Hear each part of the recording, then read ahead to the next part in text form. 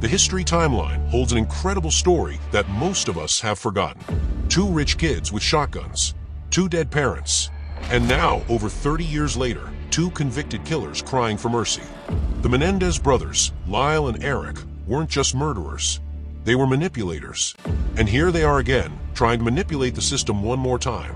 And on the Anything History channel, we're about to show how some think they can rewrite history as if a heinous crime and tragedy never really happened. Let's rewind to 1989. Jose and Kitty Menendez, millionaire parents, living in Beverly Hills. A picture-perfect life until their two sons decided they wanted it all. So what did they do? They grabbed their shotguns, walked into the den, and blasted their parents to pieces. The details are brutal. Jose took a shotgun blast to the head, point blank. He didn't even have time to react. Kitty tried to run. Didn't matter. The brothers reloaded and kept firing.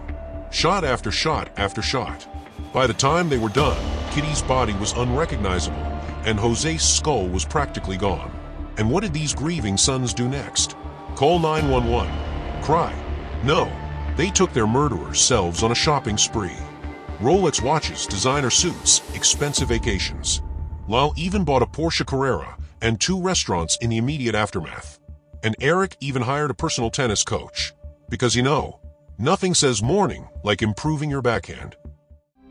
It took investigators months to crack the case, but eventually, Erik's guilt got the best of him. He confessed to his therapist. And when Lyle found out, he did what any totally innocent guy would do. Right? Yeah, stormed into the therapist's office and threatened to kill him if he ever spoke a word about it. Because he was innocent. That's right. Lyle didn't just panic, he went full mob boss. He wanted that therapist silenced. But here's the twist. The therapist's mistress had secretly been listening as Erik confessed that he and his brother had done the murders. And she also knew that the doctor had recording sessions. And on those tapes, Erik's full confession. The very thing that would seal their fate. So the mistress, Judalon Smith, reported to the police that evidence existed. The police sought it out, and that's really how they got caught. Now let's talk about the trial. The first one was a circus. The brothers, suddenly realizing that we were rich and wanted the inheritance wasn't a good excuse, changed their story. Now, they weren't cold-blooded killers. No, they were abuse victims. I just told him that I didn't want to do this. And that it hurt me. Oh, my dad. My dad had been molesting me. Never mind that they never mentioned this before. Never mind that there were 0 reports, 0 medical records, and not one witness to support their story, at least not until after when they needed to conjure one up. And most of all, never mind that these were basically grown men.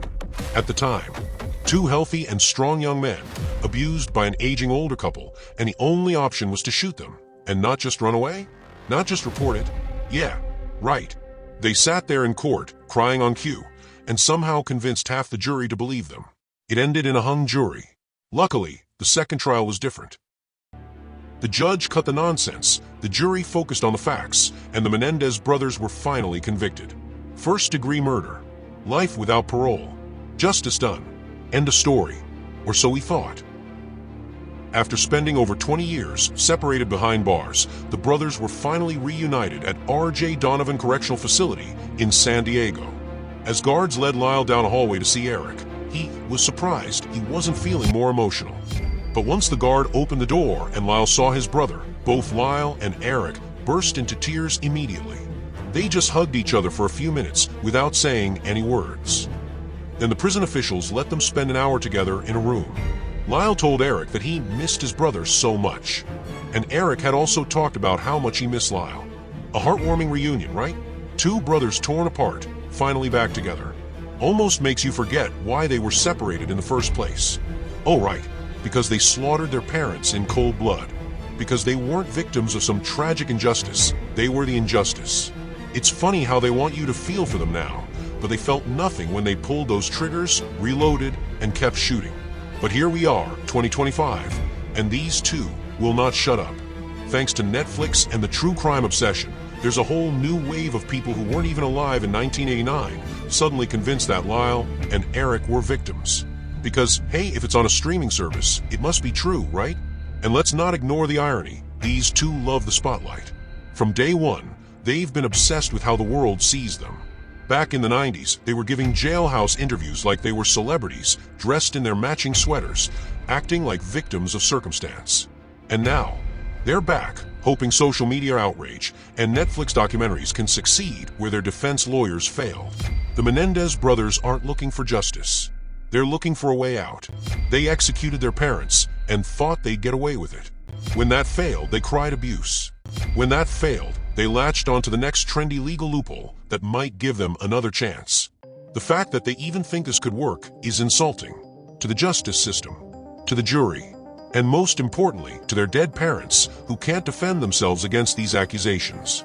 Jose and Kitty Menendez can't hold press conferences. They can't write letters to the governor. They're gone because their own sons put them in the ground. So, should they get clemency? Should we let two calculated, cold-blooded killers rewrite history just because some Netflix producers want a dramatic redemption arc? No, they made their choices. They fired the shots. They killed their parents. They deserve every single minute of their life sentences. But what do you think? Are you buying this latest attempt to rewrite history, or do you see this for the scam it is? Drop a comment below, hit like, and make sure you're subscribed for more deep dives into history's most shameless criminals. This is Anything History, where we remember the real story, not the one murderers want us to believe.